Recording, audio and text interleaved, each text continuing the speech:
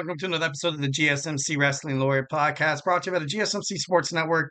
I'm your host, Eric Rodriguez, here every Monday through Friday, 8 p.m. Pacific time, 11 p.m. Eastern time. Here to talk all things professional wrestling, rumors, weekly news roundups, action, inside, outside of the ring, reports on, superstars and stuff like that. This podcast is, your trust, your number one trust guy. It's this guy for, to get all your cool wrestling stuff. So, I hope you guys had an amazing weekend. Mine was a little longer, but, not by choice. Yesterday, my internet went down, always fun. Then you got to wait for the cable guy to come. Oh God, it was, it was a doozy. It was a doozy, but ultimately I am back. Hope you guys had an amazing, blessed weekend. So yeah, let's go ahead and do it. Thank you so much for tuning in to the GSMC Wrestling Laureate podcast brought to you by the GSMC Sports Network. Your support means a lot to us, so please remember to Superman punch that like and subscribe button, follow the show, also the network, the GSMC Sports Network. We have a great show for you today on tap. We have our WWE Monday Night Raw review. We also have our NXT preview. And then we're going to jump into the Chad Gable and Bo Dallas promo that happened on Monday Night Raw. We're going to dig deep into that. A little bit of analysis, a little bit of my professional opinion. I'm just kidding. No, I'm not that snobby. Segment 4, we're going to talk about, just a question.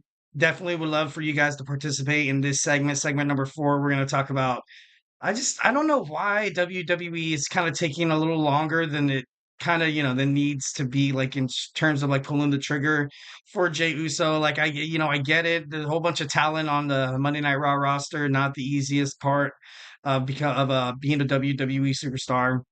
And fifth and finally, today is July 16th, 2024. We're going to jump into my time machine. Tuesdays today in wrestling history. I'm going to take you back in wrestling history on this day of July 16th.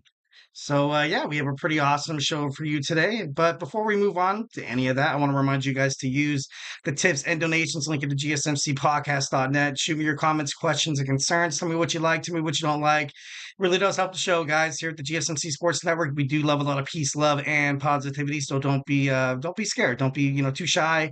There's no such thing as a wrong chat. It's professional wrestling. You can state opinions here. It's obviously, subjective, not totally, objective in terms of, reporting in terms of, journalism and stuff like that. So, let's just have fun. Let's have fun. Talk about all things wrestling. Maybe give me some of your insights on wrestling, maybe that I don't know.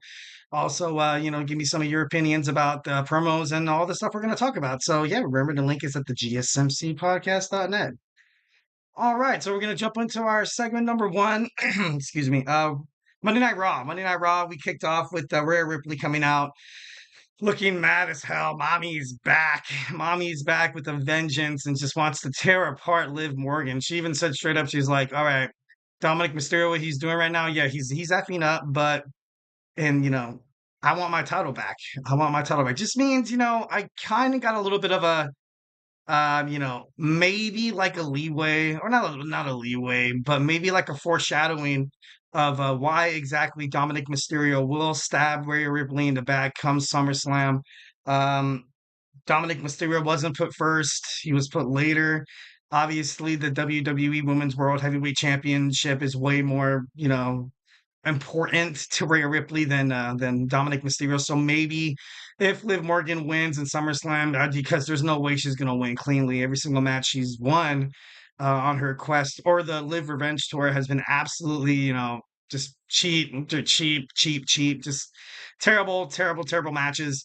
So for her to have a chance at winning the women's, for retaining the WWE World Women's Heavyweight Championship, she's gonna need some help. She's going to need some help. Ultimately, this is, probably going to start with the whole Dominic Mysterio, Liv Morgan thing. And, a new Judgment Day will be prevailed. And then eventually you're going to see Damien Priest, maybe Rhea Ripley get bounced out a little bit. Liv Morgan in, Rhea Ripley out. But that's that was funny. Liv Morgan, she was like talking about Dominic Mysterio. She's like, honestly, I did not know what you really saw in him. Then I looked into his eyes and like, I just took him because I wanted to hurt you kind of thing. And it was like, I feel bad for, I feel bad for Dominic, man. He's kind of sending off the side. He's like, all right, so, screw me, right? Like, I'm just some ugliest guy here. You know what I mean? Like, but no, it was, Dominic Mysterio came out holding a black rose saying, Mamacita, Mamacita, clearly kind of, hitting the promo like Eddie Guerrero and China did back in the Attitude Era kind of days. So I thought that was definitely kind of crazy. Liv Morgan also had this to say. She said, "What her and Dominic Mysterio have is more real than what they've had, throughout the Judgment Days and stuff like that." And then that's when Rhea Ripley was like, "All right, Liv, I'm going to challenge you to a match at SummerSlam."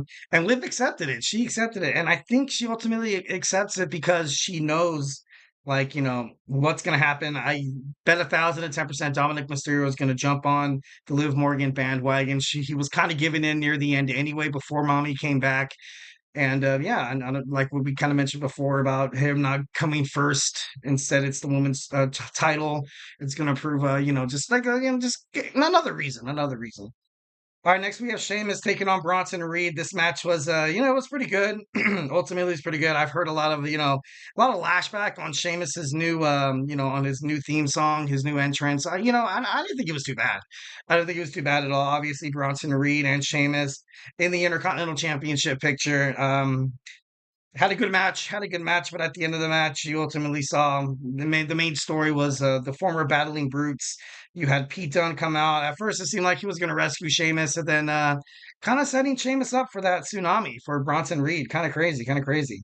And then once again, you see a, a Judgment Day promo in the back. You see Rhea Ripley, and Damien Priest, true Judgment Day members. It feels like out of all those guys, those who has kind of, they've kind of had the better, like, weight on their shoulder kind of thing like that.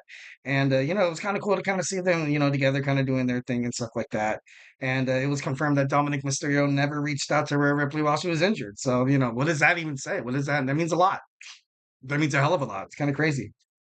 Next, we have Selena Vega takes on Sonya Deville. Sonya Deville's first in-ring match since her return. Um, but before Zelina Vega cut a pretty good promo where she mentioned Sonya Deville's face and Zoe Stark's mustache. So definitely thought that was like one of those, like, ooh, like, no, it was bad. It was not bad like it was terrible, but it was bad like, man, this girl's badass, dude. She's gonna go out there, she's gonna beat your butt, dude. So I thought that was kind of cool. Obviously, playing to the numbers game, you have that new faction with Sonya Deville, Zoe Stark, and Shayna Baszler come out on top. So obvious. Then you got to beat down. You got to beat down once again. You have the numbers game pulling dividends, and once again, Zelina Vega's on her own. And then you saw Kaden Carter and Katana Chance and Lyra Valkyria came out to her rescue, which was, pretty badass. And another promo that happened after that, we had the Jey Uso trying to holla at Mommy, and it was so funny. Oh my God, it was so awesome. I loved it 1,010%. I thought it was really awesome. He was like, "Tell her to call me." Oh my goodness. Let me yeet at her, man. Let me yeet at her. Let me holla at a girl. Like, you know what I mean? And obviously, this frustrated Dominic Mysterio and Damian Priest was kind of like egging it on. He was like, "You know what, Dom? You can't let this happen. You can't let Jay talk about Mommy like that. Like, you got to go out there and, you got to, defend her honor. You know what I mean?" But, the match was, we're going to get into that a little later. Then we had a promo also, Chad Gable, talking about the Wyatt Six, and he's going to call Bo Dallas out tonight on Monday Night Raw. And we'll talk about, how that all went down in our next segment. Then you saw Drew. You saw Damien Priest and Gunther come face to face inside of the ring. Both competitors look very, very confident. And, obviously, both of them are probably the two hottest stars on Monday Night Raw right now. Gunther, ever since, becoming the longest reigning Intercontinental Champion, passing the Honky Tonk Man at 666 days. He obviously has a lot. He has a lot to prove. He feels like he's the best superstar, and by all means, he has a case. He could plead his case. Damien Priest, I got to be honest, love Damien Priest. The crowd is starting to kind of warm up to him right now. WWE really has to pay attention, has to be really delicate in this situation because, if they want to make Damien Priest a babyface, they have to ultimately get the crowd to, I don't want to say hate all the other competitors who he's going to fight, because you can't really get the fans to hate Seth Rollins right now. It's kind of hard because you do have your Gunther heads out there. A lot of people do respect Gunther and love, his wrestling matches. Most of his matches get like an 8, 10-star rating, Dave Meltzer and stuff like that. So, definitely love seeing Gunther inside the ring. He can hold a title, no doubt. They came face to face. Gunther has some pretty hardcore, hurtful things to say, saying Damian Priest's parents didn't love him enough to support him and let him walk out and fight in the streets. And then he called Damian Priest some street trash. So yeah, no, that was it got pretty personal. Got pretty personal. They got face to face, and then once when once when they were gonna beat each other up, then you heard the monster among men. The theme song that's heard all around the world. Like man, that's crazy. And then you had Braun Strowman. Braun Strowman taking on Damien Priest. I thought overall this was a well booked match. I would probably give it maybe like a 4 out of 5 stars because once when you saw Braun Strowman hit that barricade and you saw him holding his knee and stuff like that, you automatically knew that it was like, all right, now we kind of have an out. Now we can kind of give Damian Priest like a strategic edge, you know what I mean? Which isn't anything against Damian Priest. Not taking away his abilities or anything like that. Kind of crazy. I thought Damien Priest honestly really needed this win. He needed to win it cleanly. He hit the, South of Heavens choke slam, killed it, covered Braun Strowman for that 1, 2, 3. Bam, Damien Priest beats Braun Strowman. And then after the match, you saw Gunther come out once again, and he was slapped by Gunther. Gunther, I feel like Gunther could ultimately put over Damian Priest. Obviously, this huge win on Monday Night Raw was huge for Damian Priest. A win over the Ring General at SummerSlam can damn well solidify Damian Priest as a legitimate WWE World Heavyweight Champion, which I would like to see. I feel like the only person I want to see him lose that title to is Finn Balor. To be honest, if anybody does it, if he's a bridge champion for like anybody else, like CM Punk, Drew McIntyre, or even Seth Rollins, I feel like it'd be bad for WWE and for them to have a good booking, having this, Judgment Day implode, you would eventually have, Finn Balor fighting Damian Priest for the WWE World Heavyweight Championship. All right, so then you saw what was next? What was next? Oh, you saw that promo between Alpha Academy and Xavier Woods where Chad Gable thought Alpha Academy was talking about him, but they want to help out Xavier Woods. Then we saw, Caden Carter and Katana Chance lose against Shayna Baszler and Zoe Stark. We saw this one coming. It was mostly needed by this new faction created by Sonya Deville for all three of these superstars. And, it's time for their career to kind of have a jumping off point, so to speak. That we had Drew McIntyre was supposed to apologize to two referees. Not really hard, not really hard. But he said the reason why Drew keeps losing his championships is because the referees turn a blind eye. Adam Pearce doesn't do his job. He just turns a blind eye as well. And he uses that rage and he was like, I'm not apologizing for anything. You guys should be apologizing on your hands and knees to me. And then you saw Seth Rollins come out, help knock Drew McIntyre outside of the ring. Drew McIntyre, it's still indefinitely suspended. So we had the latest Wyatt 6 video. We had Eric Rowan come out talking about the Wyatt family.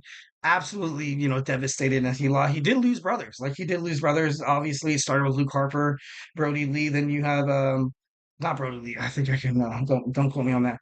We also have Bray Wyatt. Not easy, not easy. You know Eric Rowan was one of the original Wyatt family members and stuff like that. Like, and it's just like losing all these. It's not. These guys were close. These guys were close. I think Bray Wyatt was the godfather to Luke Harper's son or something like that. Don't quote me on that. I think I might have read that somewhere.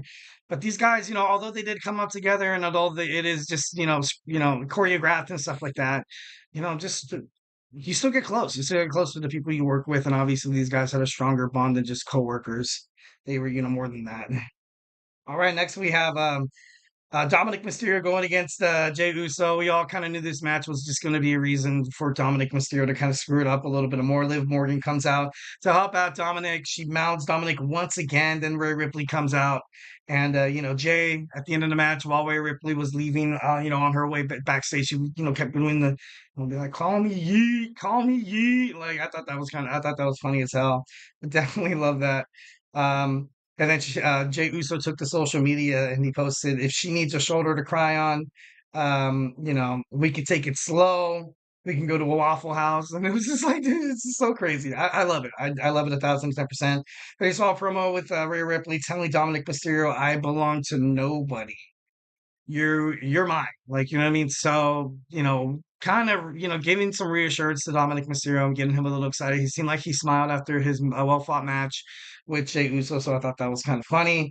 Dom felt happy. And then we have the main event. Main event was, kind of a letdown. But we all knew it was going to happen. You had that promo with Adam Pearce, sending Bron Breakker home. Bron Breakker was like, man, I know the exit. I'm on my way out.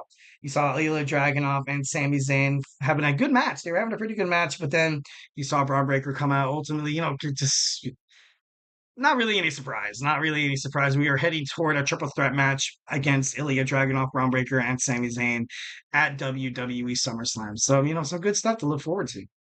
All right, guys. So, hey, do not go anywhere. We're going to move on to our next segment. We're going to talk about our WWE NXT. Well, they don't even like being called WWE anymore. They're their own branch. It's NXT. We have the NXT preview coming up after this commercial break. So, hey, stay tuned. I feel like I'm losing my mind. Is everybody in the world blind? Please, Lord, give me a sign, a sign. I feel like I'm losing my mind. Is everybody in the world blind? Please, Lord, give me a sign, a sign. I wanna be the greatest. Everybody on the fake shit. I look around and feel like everybody is the fakest. I make this every day and I'm impatient, hoping one day I blow up from the basement. Statement, the top is so vacant. I don't hear shit that I think is amazing. Waiting for my day when I'm playing sold out shows for 1,000 faces. Hey, give me that crown, get in my way and to be put down. It ain't your place, all this my town. If I want that shit, then I'll get it right now. I'm losing it, the noose it fits, I'm losing shit. A stupid myth, you choose to live or choose to dip. You choose to fight or lose your grip and lose a gift. I feel like I'm losing my mind. Is everybody in the world blind? Please, Lord, give me a sign, a sign. I feel like I'm losing my mind. Is everybody in the world blind? And welcome back to the GSMC Wrestling Laureate podcast, brought to you by the GSMC Sports Network. I'm your host, Eric Rodriguez, here every Monday through Friday, 8 p.m. Pacific time, 11 p.m. Eastern time, talking all things wrestling on the GSMC Sports Network. Just kind of reflecting on what we talked about. We had our WWE Monday Night Raw review. We gave an analysis. We talked about some of the promos and the segments and the matches leading up to SummerSlam. But now we're going to talk about, now we're going to talk about NXT.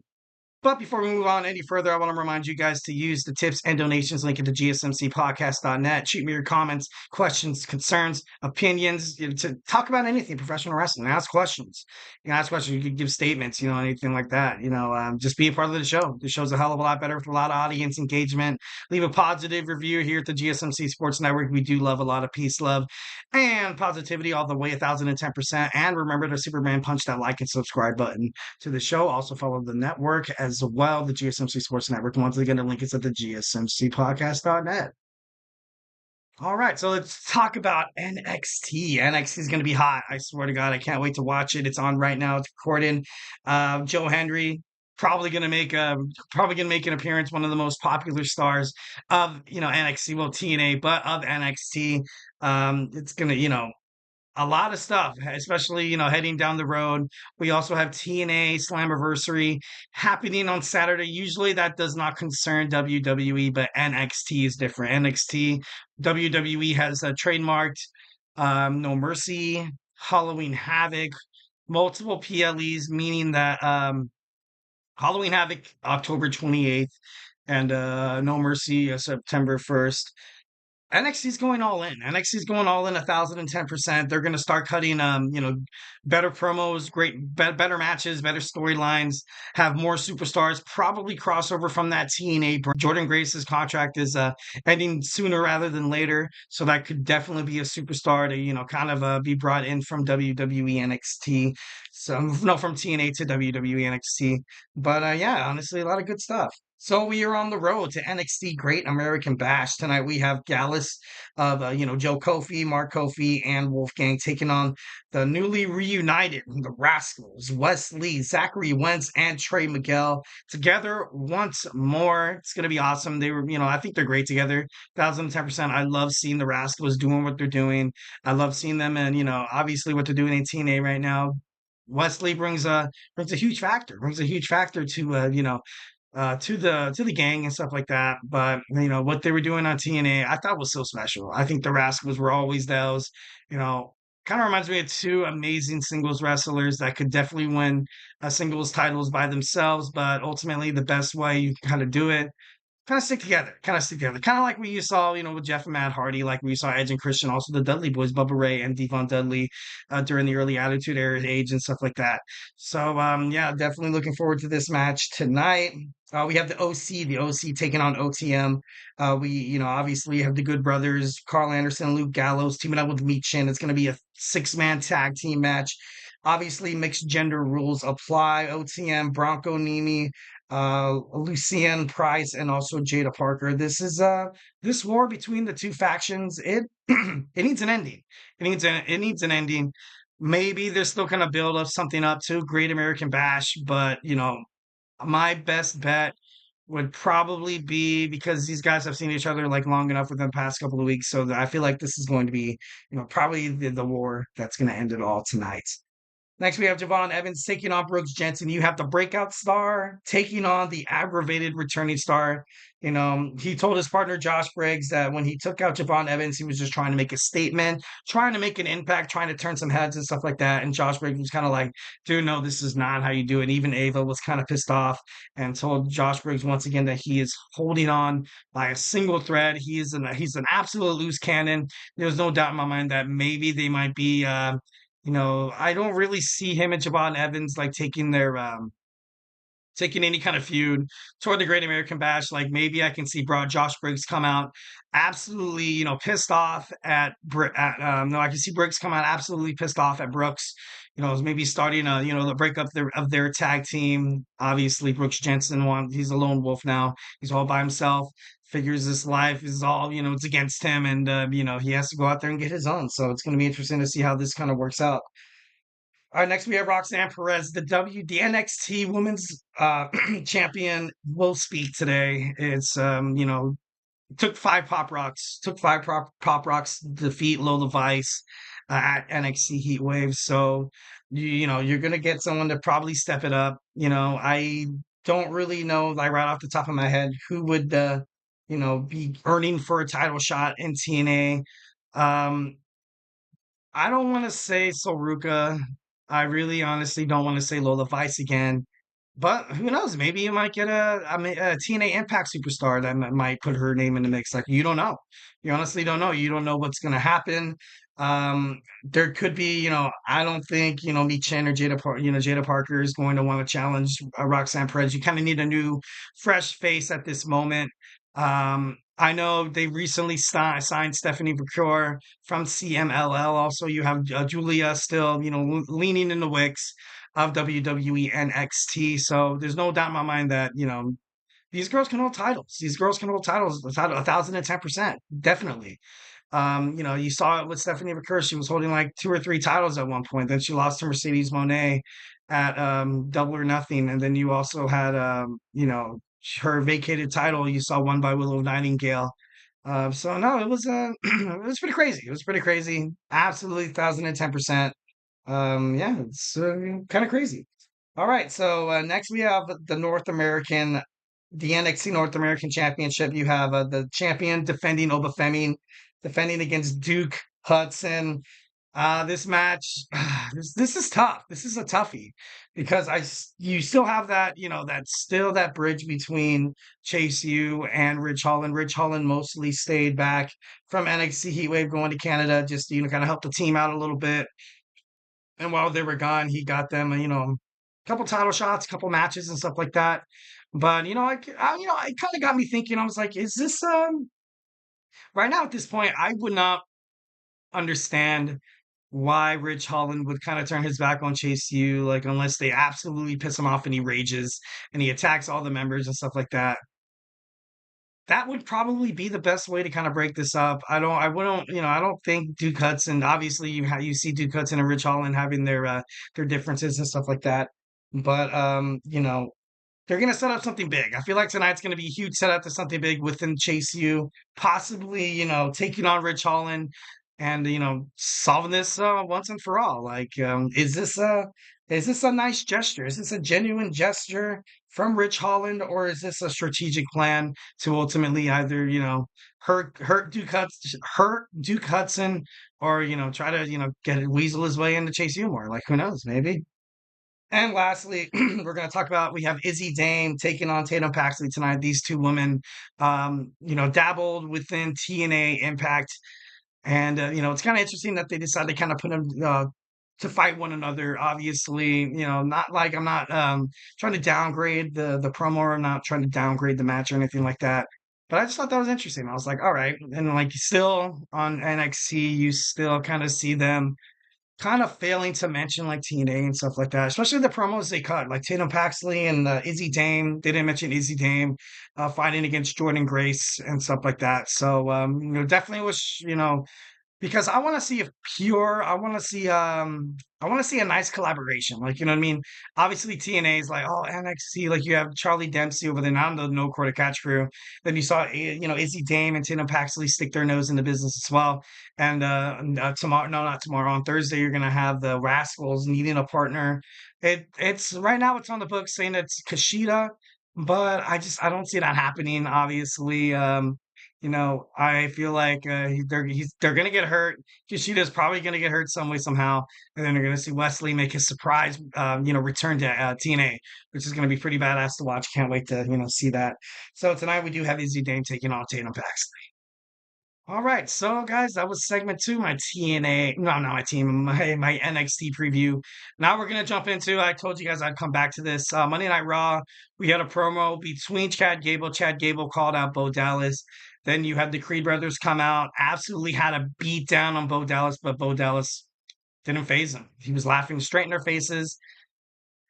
Absolute psycho. Like there was the chant like you have to, you have to, you have to. I think I ever heard like you sick. Like, you know what I mean? Like the crowd was into it. The crowd was really into it. So now we're gonna dissect and now analyze how that promo kind of went. So hey, do not go anywhere. Looking for your daily fix of sports talk without having to pay for it? GSMC Sports Network is available on YouTube. Just search GSMC Sports Network. Get your fix of daily sports talk shows on YouTube, absolutely free. NFL, college football, NBA, MLB, MMA, UFC, fantasy football, and so much more. GSMC Sports Network has shows running all day long, with new sports shows starting every 2 hours. Just like on your favorite cable sports channel, except GSMC Sports Network is absolutely free. Just search GSMC Sports Network on YouTube to catch one of your new favorite shows, like the GSMC College Football Podcast, Chip Shot Football Podcast, Hoops and Heels Women's Sports Podcast, GSMC Basketball Podcast, and so many more. Check it out for yourself. GSMC Sports Network, now available on YouTube absolutely free. Search GSMC Sports Network on YouTube right now. All right, and we are back with the GSMC Wrestling Laureate podcast, brought to you by the GSMC Sports Network. Just to kind of reflect on what we talked about real quick, we talked about our WWE Monday Night Raw review. We also had our NXT preview. Now we're going to jump on into a segment that happened on Monday Night Raw. Chad Gable calls out Bo Dallas and ultimately did not wind up the way he probably ultimately anticipated it would go, excuse me.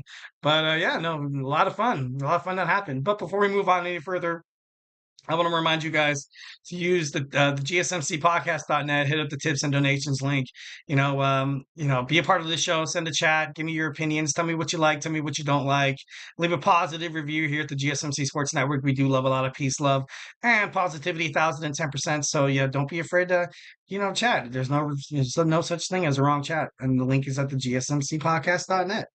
So yeah, let's go ahead and dig on into this subject matter. So, like I said before, you guys, you saw what happened on Monday Night Raw. You saw Bo Dallas being called out by Chad Gable. Chad Gable, that's, it was pretty crazy how how he felt so confident in doing it. Obviously, the only reason why he felt confident was because he kind of knew he had, two people lurking in the back to have his back, two strong people, obviously. So, Chad Gable calls out Bo Dallas. Bo Dallas is automatically just attacked by the Creed brothers. Not really anything crazy, not really any, suspicion in terms of that. You saw Bo Dallas walk out. I was surprised he didn't walk out to any entrance music or any kind of earring thing. Maybe perhaps kind of laying a trap down for Chad Gable. And yeah, he fell for it. He fell for it. He hit pretty hard. So, I thought that was kind of cool. I loved seeing the Chad Gable and the Creed brothers come together. And I think ultimately together, those three superstars kind of reminds me of a Kurt Angle and the greatest tag team with Charlie Haas and Shelton Benjamin. But, I really honestly hope this promo didn't hurt that future possible success that these three superstars could possibly have together. Obviously, you have a great tag team. You have these three Olympic, wrestling athletes and stuff like that.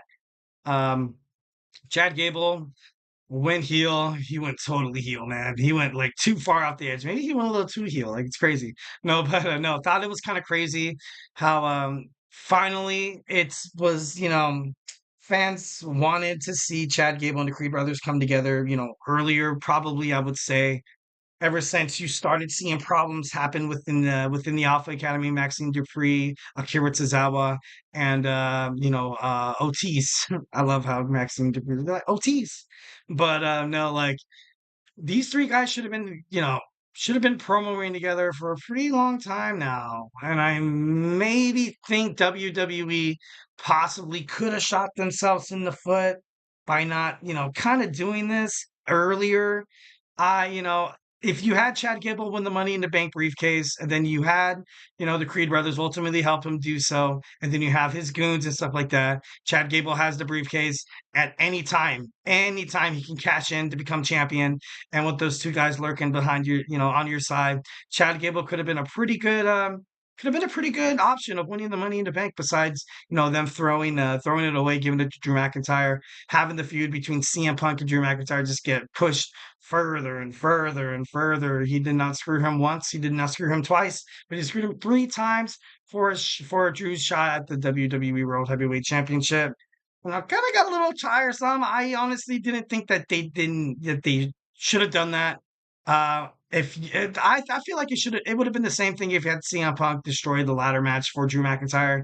Comes out, cost Drew the chance to even become a Money in the Bank winner, but instead you have Drew McIntyre become the first ever who cashed in on not on the same night, but whoever cashed in and deemed it a triple threat match, like he was the first ever one to kind of lose that. But I feel like they could have used this case for more of like a strategic kind of plan and stuff like that.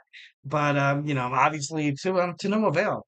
So once when Bo Dallas was getting beat down, he was laughing it off. He was laughing off the pain. The fans were getting kind of eerie. It was crazy. I the Wyatt Six you haven't seen together through like through like ever since they made their debut and stuff like that. They came to the ring. You saw Eric Rowan, you saw Loomis, you saw Sister Abigail, you saw Mercy Buzzards and stuff like that. Joe Gacy. And it was crazy. It was pretty crazy. Whenever these guys like show up on the screen, they infiltrated the Pat McAfee show. Thought that was cool how they kind of, how you kind of blur the lines between sports entertainment and, fiction. WWE kayfabe, love that. Thought that was pretty cool. The White Six, after multiple videotapes, I just, I feel like they're being really delicate with the situation. I feel like ever since Bray Wyatt passed away, and since they were kind of hinting at this Uncle Howdy promo when Bray was alive, and then he passed away, then a lot of people thought Bo Dallas wasn't going to come back because, there was a lot of speculations, a lot of, criticism online saying that, dude, like, you cannot bring this Wyatt thing back. You cannot bring this back because ultimately it would not work without Bray Wyatt. Bray Wyatt's kind of like the glue that holds that horror movie, that eerie kind of feel within WWE promos, within WWE matches. And, a lot of people thought it would not work. But so far, it seems like it has been. So far, it seems like Bo Dallas has done his brother, pretty well.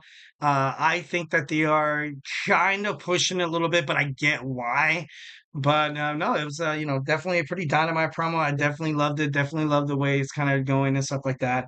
Bo Dallas still has a chip on his shoulder. Still feels like he has to, show his brother, show the Fireflies that he's out for their betterment. Also, the group as well. He's going to take care of them. He's going to take care of them, their family.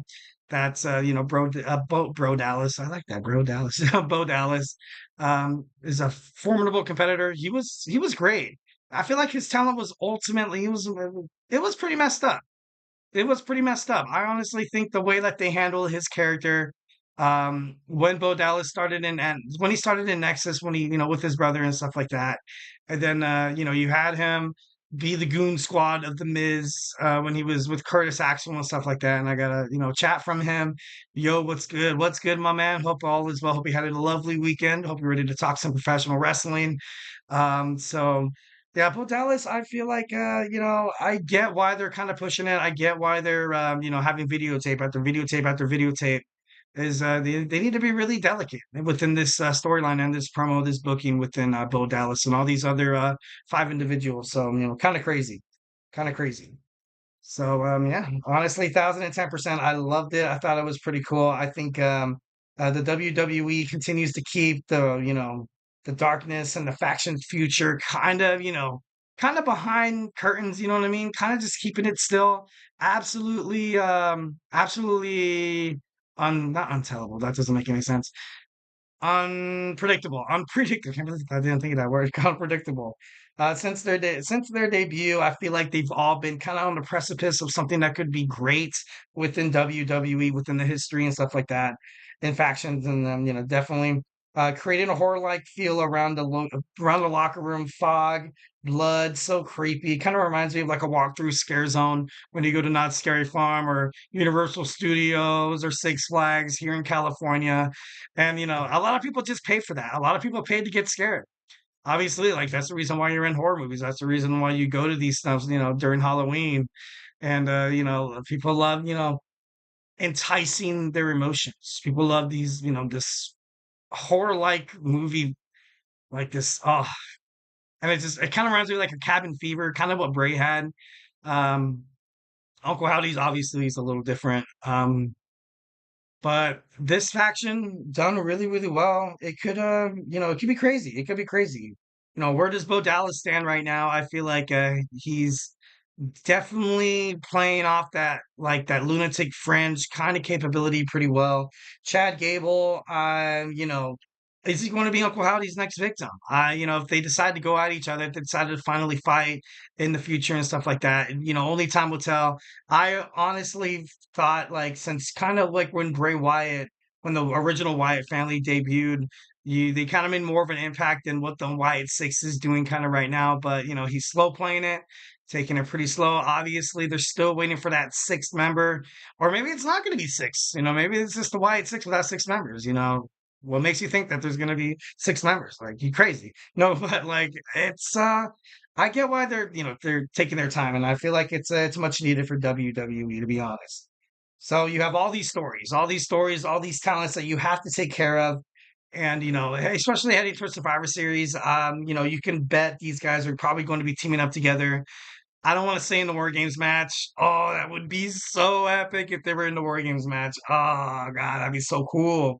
War Games match where maybe you see them against the New Young Bloodline, the Tongans, Jacob Fatu, Solo Sikoa, and then, damn, and then you have the Wyatt Six. That would be that'd be the boss. That'd be one of the best bookings within WWE. But I think ultimately they're kind of saving Survivor Series for a chance for Roman Reigns to come back, ultimately be kind of kicked out of the New Young Bloodline. Solo Sikoa makes an example out of him. No, Roman Reigns has no other choice but to confront Jimmy, Jey, and probably Sami Zayn, some of his former running buddies, to kind of help him out. Apologizes, and he's like, look, I messed up, had some time to kind of think it over. Once when I lost to Cody Rhodes, it kind of, opened my mind up to different, alternatives that, made me realize that most important thing is family. Most important thing is family. That's the reason why they pushed the bloodline so hard. That's the reason Roman Reigns, although he has not had that many title runs, he's one of the longest reigning WWE Undisputed Champions of all time. And that just establishes the legacy of the Inoue family, also the Maiavias and also the Fatus. So, definitely think that is something that Roman Reigns is probably going to use when he comes back. Would love to see it 1010%. Would love to see the Wyatt Six taking on the new young bloodline at Survivor Series. But we probably won't get it. But we won't, obviously that's wishful thinking, Eric. Wishful thinking. So yeah. All right, guys. Now we're going to move on to our next segment. We just got done talking about Chad Gable and Uncle Howdy's future. Now we're going to talk about why exactly WWE is holding off Jey Uso. Is it strategic? Is there, obviously there's a lot of talent on the Monday Night Raw roster. It's not easy to just kind of put somebody in there. So yeah, we're going to dive into it as soon as we come back from this short break. So hey, do not go anywhere.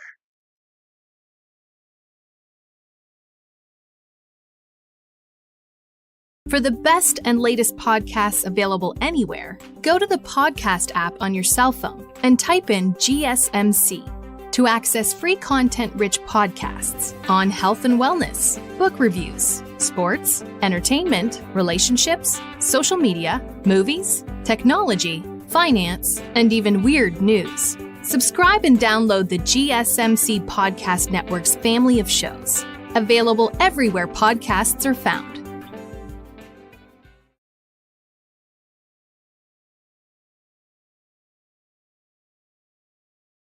And we are back with the GSMC Wrestling Laureate podcast, brought to you by the GSMC Sports Network. I'm your host, Eric Rodriguez, every Monday through Friday, 8 p.m. Pacific Time, 11 p.m. Eastern Time on the GSMC Sports Network.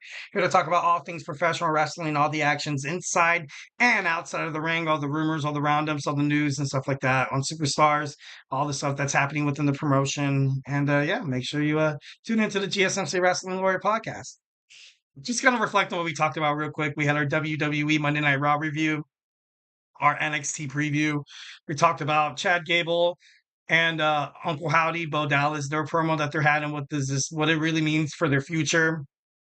And now we're going to talk about when will WWE finally pull the trigger on Jey Uso? Why are they, holding off so much? So, definitely, kind of a question that a lot of people within the WWE universe is, ultimately kind of wondering and stuff like that. So, let's go ahead and talk about it. Let's talk about it. All right, so Jey Uso obviously is one of the most decorated superstars because of the tag team run that they had, and with Jimmy also, what he had with the Bloodline as well was pretty dominant. One of the most dominant factions in wrestling history was the Bloodline, as well as his run with his brother Jimmy as the undisputed tag team championships. But obviously they made history before that. I think there's 7-time tag team championships world and also regular WWE. So, recent, he had a breakout in recent singles competition ever since he was sort of excommunicated from the Bloodline and, kind of taken back. And then you had, it didn't take until Jimmy Uso was getting kicked out for Jey to be like, look, like I got to stay, I got to stay next to my twin. I got to, got to back him up. I can't afford to kind of do this with Roman. Can't afford to kind of be here with my little brother solo. I had, you have to protect your legacy. And the legacy he had with Jimmy Uso was by far one of the best, one of the hottest in terms of tag team runs in the professional wrestling industry. That's something Jey Uso is, he's a winner. He's definitely a winner. I can see why, what after everything that happened, you can kind of see this guy as a singles breakout star. No surprise, 1,010%. He came up a little short on the Money in the Bank ladder match, which I thought, and I did a segment on this last week of how I thought the WWE wasted the Money in the Bank. I felt like they could have had Jey. They could have gave it to Chad. They could have gave it to Carmelo Hayes, maybe Andrade to further their careers. But instead, they threw it away for CM Punk to do something that he did twice already. Screw Drew McIntyre out of the WWE World Heavyweight Championship once again, twice again, and I guess third time's a charm. Like, I don't understand why they did it. I kind of had a speculation that maybe they're doing it because they're handling the bookings really really sensitive. Like, they want to build up this thing that's going to happen with Cody Rhodes and maybe The Rock at WrestleMania. But then John Cena also threw his name in the mix. Also, in terms of retiring from the WWE. His last WrestleMania is going to be at WrestleMania 41. I don't think it's going to be something that's going to be brushed under the rug by WWE. I feel like after what John Cena has done for the WWE, you kind of have to make it a bigger deal than it needs to be. Obviously, John Cena, best face you could possibly have for your company. No allegations, no scandals, no negative publicity, anything like that. So, they're definitely planning up for something big. Having somebody, lingering around with the Money in the Bank briefcase would have never really kind of done any good kind of thing. That's the reason why I thought ultimately they're like, all right, let's just have this year without the money to bring briefcase, and then when we bring it back, it's going to come back better than ever. Probably you're going to see a superstar that's so over with the crowd win it. I could see maybe possibly Jey in the future, maybe even possibly Roman Reigns. When Roman Reigns comes back, he's not going to automatically have a shot at Cody Rhodes and stuff like that, and he's never been a Money in the Bank winner. So it'd be interesting to see Roman Reigns, kind of have, you would see this transformation that WWE fans have been longing for their whole entire lives, as not seeing Roman. I'm not trying to dig at Roman Reigns, but he's never really started from the bottom. Never really started from the bottom. He's been giving title shots because he's so damn marketable. You put him on a freaking Wheaties box, like you'll sell some Wheaties. So, it would be kind of ideal for WWE to be like, all right, we're going to have Roman, we're going to have the fans, he's going to be babyface, and for the first time, they're going to accept him because they're going to see him grow. They're going to see him endure hardships and stuff like that. You're going to see him lose. You're going to kind of see him hit that rock bottom, that bottom of the totem pole. Ultimately, Roman Reigns is going to be betrayed by his whole family, including The Rock. So I definitely think The Rock is pulling the strings behind this new young bloodline and stuff like that. So it'd be kind of interesting to find out what they do with the Money in the Bank briefcase kind of furthermore. But yeah, honestly, yeah, kind of crazy. Since leaving the bloodline, I feel like even though Jey Uso has kind of been, in big spots, kind of losing them ultimately. Like you had him in Money in the Bank. He's he's been, the undisputed tag team champions with Cody Rhodes. He lost in the semifinals against Gunther at the King of the Ring.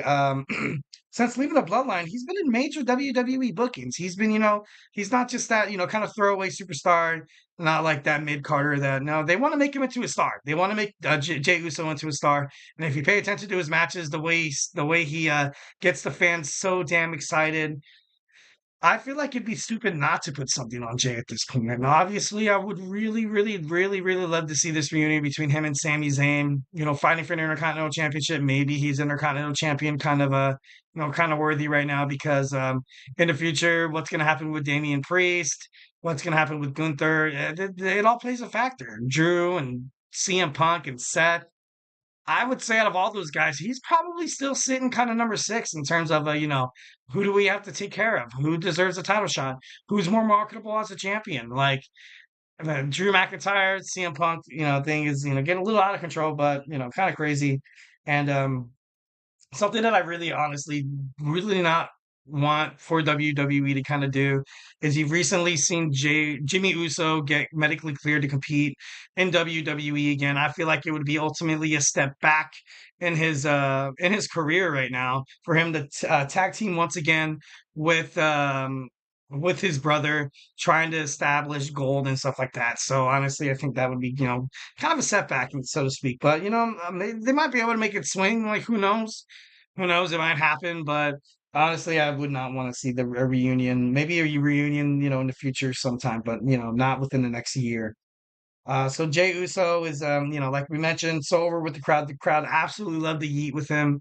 Nobody, even superstars and stuff like that, finding it hard to ultimately, kind of hold, Jey accountable for everything he kind of did within the bloodline and stuff like that. So, definitely think he's doing good. Definitely think, what's going on with his career is definitely where he needs to be. Definitely the right spot for him.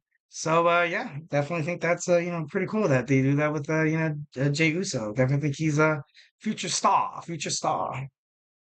All right. And then also like speaking on the Hall of Fame podcast, you had two-time Hall of Famer Booker T answer the question of will Jey Uso finally win a singles title, and he said, and I quote, "It's gonna happen. It's gonna happen. You gotta pull the rocket on him. You gotta pull the rocket on him sooner rather than later because he's uber talented right now. He's uber over right now. And it's definitely 1,010%. It's something you can see in the future. Something that obviously Hall of Famers like Booker T. Obviously, he's not probably the only one that's pushing for Jey Uso to get put over because ultimately I think Jey does that by himself with his talent, his in-ring capabilities on his own. But it was kind of cool to have Booker T. Booker T, obviously a WCW superstar, had to fight, claw, scratch his way up to the point where he is a two-time Hall of Famer, where he is a King of the Ring, multiple time world champion in the WWE and also the WCW. So just for someone to go out and say something like that, it's a huge compliment. I definitely think Jey Uso does have something special, kind of like what he was saying, you got to put him over now rather than later. And I think he's over, but I need a championship out on this guy. I gotta be honest. I want to see this guy win. I want to see him. Would have been interesting to see him. Fight against Damien Priest. Obviously, that would be a huge mountain to climb. But he's like he has a good winning record ever since he became a single star. And like he has a good record. Him and Cody Rhodes are the only two people to pin Roman Reigns in 1,400 days. So that's pretty damn huge.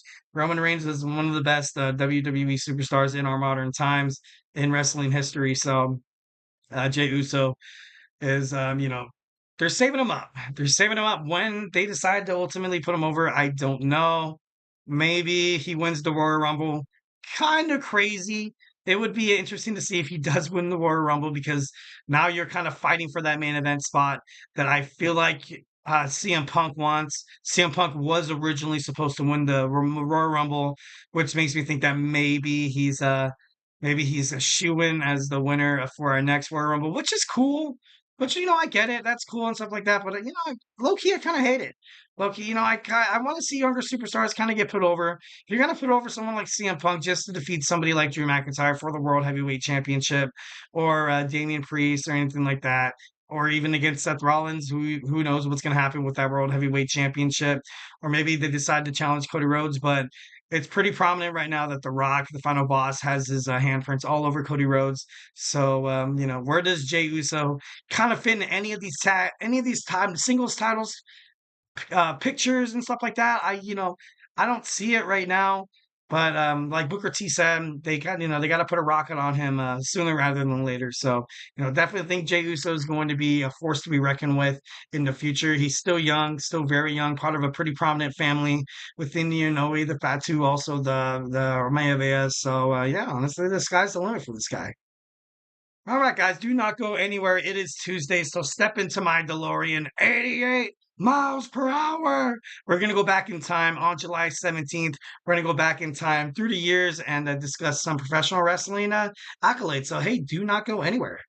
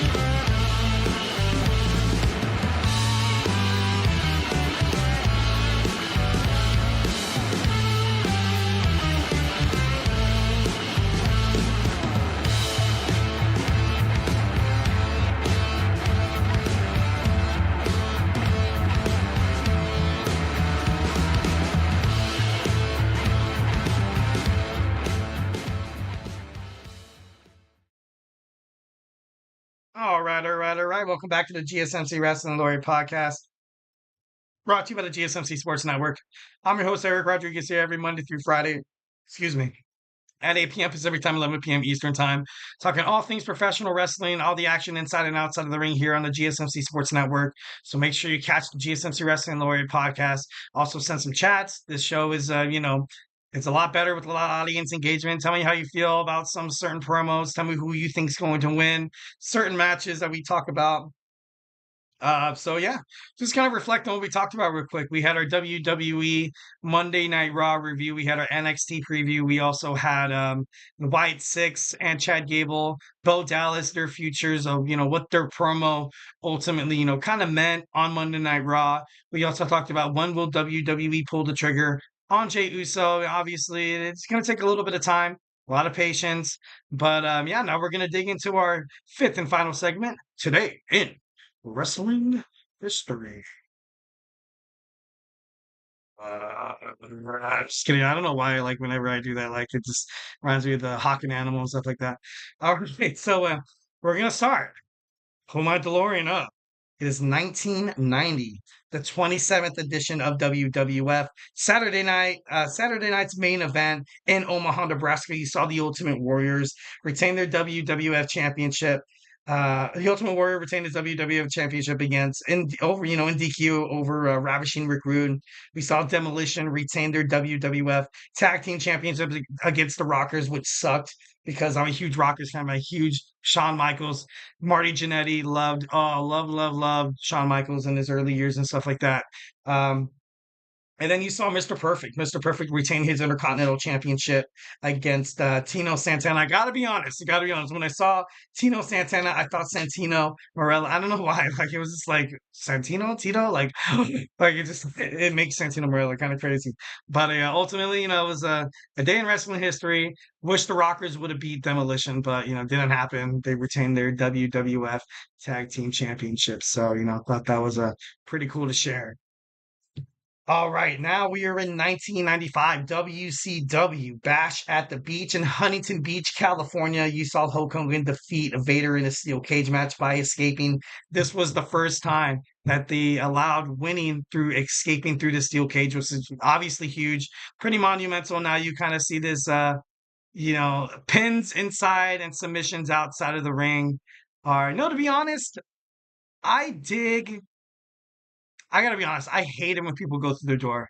I hate it when people open up the steel cage door and they crawl out like it's just like that's so like boring. Like you know what I mean? Like obviously anything can happen. And then the pinning, the submissions. I'm like okay, if you're gonna pin them, if you're gonna submit them to win, just have a regular match, dog. Just have a regular match. Escaping the steel cage has kind of been kind of like a theme of a steel cage now, and it was all thanks to this match. You had Hulk Hogan and you had Vader. Um, just that when you see somebody escape the cage, it just feels like they're escaping hell, if that makes any sense. Like they're clawing their way out of the cage, escaping like the hell that they've endured, either like a prison cell or like a like an emotional cell where you can feel trapped and stuff like that. Steel cage, fight your demons in them, and Hulk Hogan was able to escape and retain his WCW World Heavyweight Championship. So I thought that was kind of cool to bring up. All right, 2000, we have ECW Heat Wave in Los Angeles, California. You saw Justin Credible defeat Tommy Dreamer in a Stairway to Hell match. Would love to see that. Stairway to Hell, obviously, she's buying the Stairway to Heaven. I love that song. One of the best, songs. Obviously, you saw Jimmy Page come out, totally kick ass. Like, well, no, anyway, focusing on wrestling, not, I do love music, though. Love myself some old school music. So I thought that was kind of cool. One of the main thing about it that kind of happened, you saw wrestlers from the promotion XPW that were sitting front and center, kind of teasing maybe like an invasion and stuff like that, only to find out later that ECW and WCW would be kind of bought out. I figured ECW probably had some high hopes for their promotion. Ultimately, to find out that they were going to go bankrupt and stuff like that. But kind of crazy. Obviously it is what it is right now. But it would have been interesting to see what would have happened to WWE or even the professional wrestling industry if ECW and the WCW would have kind of stayed their own shows and stuff like that.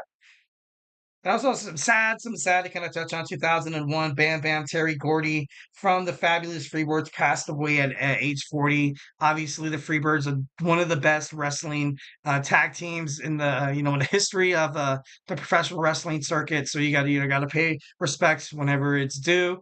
Definitely love the Fabulous Freebirds. The tag team division would not be anything near as amazing as it is without the Fabulous Freebirds and also Bam Bam Terry Gordy. So, paying respects here on July 16th, 2024. All right, so in 2002, we're all the way to 2002, where the Angels won the World Series.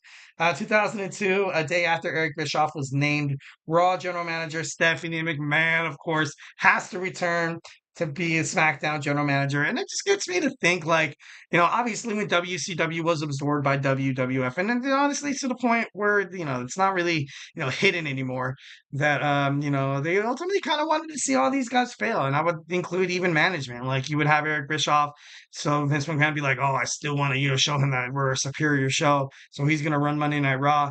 We're gonna run SmackDown with Stephanie McMahon and stuff like that. We're gonna have you lose to my daughter in the ratings and stuff like that. So definitely think that that was a huge possibility of contributing to Vince McMahon's ego, or even the McMahon family ego. Like what I mean, they're not really so untarnished or anything like that, but kind of crazy the way things happened with the WCW, ECW, and the WWF. So it would be, honestly, it wouldn't surprise me if Vince McMahon kind of, established this just so Eric Bischoff could fail to his daughter. Kind of got me thinking. Kind of got me thinking.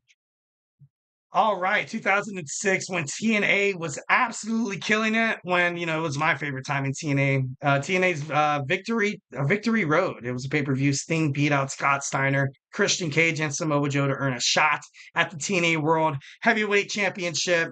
So like I said, once when TNA was killing it, Samoa Joe, I think Styles was here as well. Also Jeff Jarrett. It took a little while, but I think Kurt Angle came later on in, like, I think it was 2007, 2008, or 2009, I think it might have been. But Scott Steiner, Big Papa Pump. You had like, oh man, the underlying theme of today, the GSMC Wrestling Laureate podcast, is WCW stars. Sting, Scott Steiner didn't go to the WWE right away. You saw Scott Steiner kind of dabble in with it a little bit, but he was kind of like, nah, I'm kind of over it. Like, you know what I mean? But, Christian Cage coming from the WWE, and then you have Samoa Joe, a very homegrown talent within the independent circuit. He eventually made it to WWE as well. Got, pretty impressive. Was the NXT, World Heavyweight Champion. But I feel like he kind of had his potential lost a little bit in WWE as well. Love what he's doing in AEW right now. Obviously, he was recently written off the show last Wednesday night because he's going to film Twisted Metal. Twisted Metal is going in season 2, and yeah, he plays the clown guy. That looks insane, but he does it good. He does it good. All right, now 2020 WWE taped the cinematic swamp fight match at Extreme Rules that you saw Braun Strowman fight against Bray Wyatt. This match was pretty crazy. It was, to be honest, it was pretty crazy. At this point, you had Braun Strowman kind of the best high point of his career. Obviously, you did have 2020 where not a lot of people were, obviously during the pandemic, it was pretty crazy, 1,010%. But you kind of saw WWE take chances a little bit on superstars that they were like, oh man, like, Drew McIntyre coming back and, winning the WWE Championship, defeating Brock Lesnar. Also, Braun Strowman finally getting a title on him after years and years and years. And, fighting against Bray Wyatt, I thought ultimately it was a good match. It was kind of crazy how it all ended. But, I feel like WWE is kind of heading toward a better direction. Although it was a good match. I thought it was a good match. But, the cinematic stuff, for me, it's like either hit or miss. You had the Firefly Funhouse match between The Fiend and John Cena. That was absolutely amazing. I think even Dave Meltzer gave it like 10 stars. Don't quote me on that. I think as well, what else was there? The AJ Styles against The Undertaker, where The Undertaker pulled up on, on a motorcycle with Metallica and shit and stuff. And it was pretty awesome. It was pretty badass. What else was a cinematic match? That was pretty good. That was pretty good. Honestly, I think there was a match between Randy Orton and Bray when he went to the compound or something like that. And that was crazy. It was just pretty crazy. But they've kind of done away with the cinematic matches and stuff like that. So, when are we gonna see it again in the modern day WWE? I'm not too sure. But 1,010% would be something to kind of dabble in here and there once again. Would be pretty cool. Pretty cool.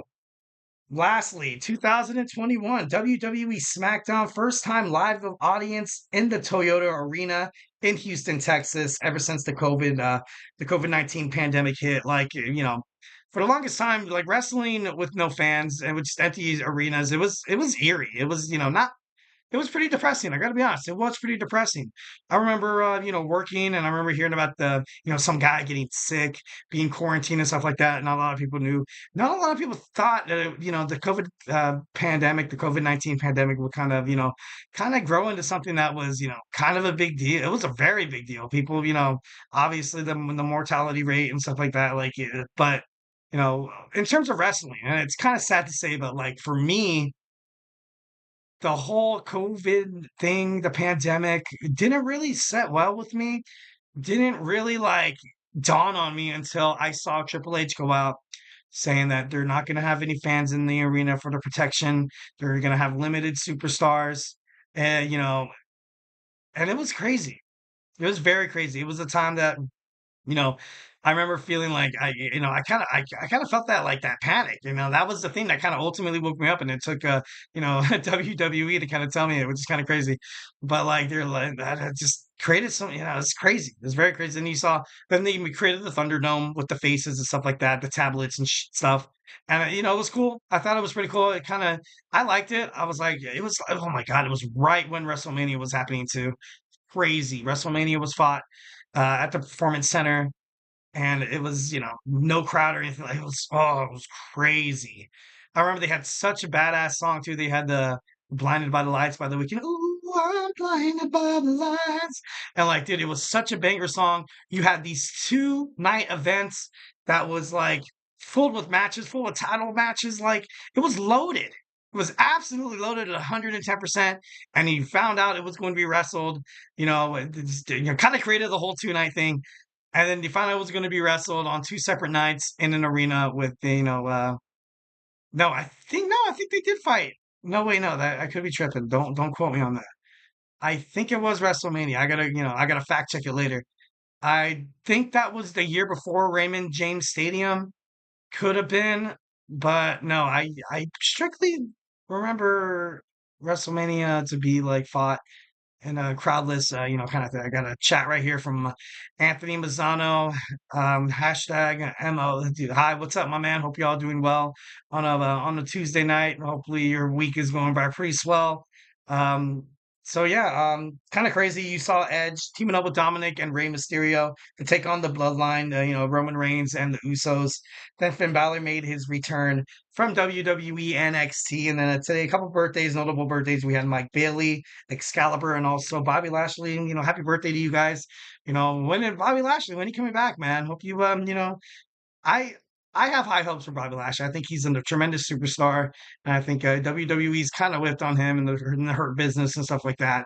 But yeah, gotta love it, gotta love it.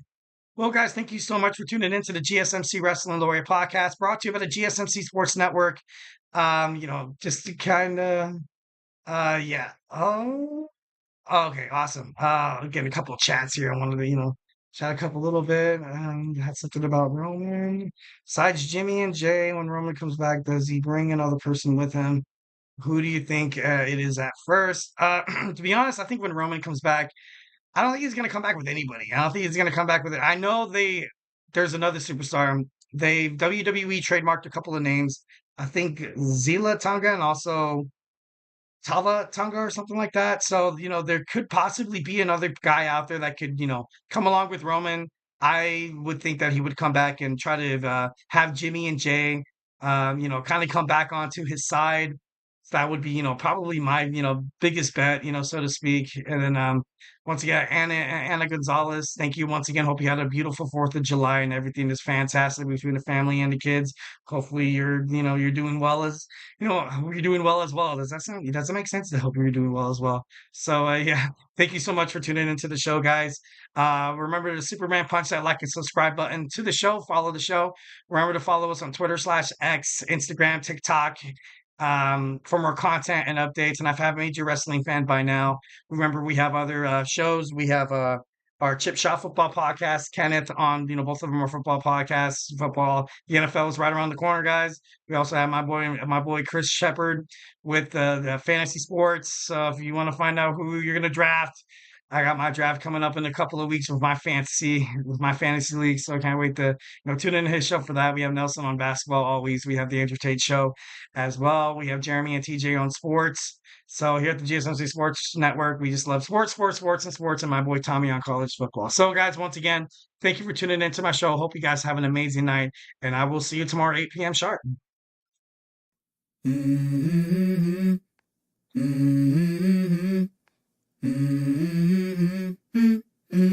Let's go. I wake up to a little bit of drool on my pillow, feel like it's gonna be a bad day. Yeah, I'm tired of shit, and the coffee ain't hit yet. Damn, ain't that great. I don't wanna go to work.